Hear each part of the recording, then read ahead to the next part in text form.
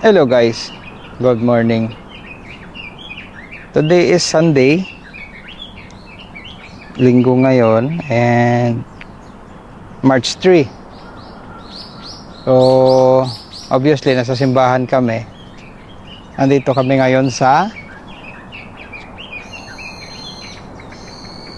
Nabalas Church. Ito yung Spanish time pa na church dito. Nag-iisa lang to sa buong island. Matagal na to eh. Kailan ba to? 1885. So 1885 pa tong simbahan.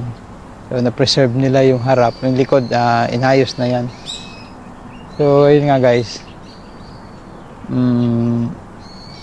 Dito muna ako sa labas. Hindi pa naman nag-i-start yung misa.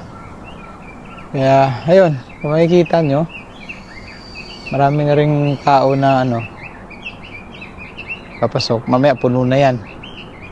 So ayun, tapos nito guys, baka pumunta tayo sa sa Roca Encantada, sa summer house ng mga Lopez. Kaya samahan nyo kami. Happy Sunday sa lahat. Bye. Tuloy natin mamaya. Pasok na ako.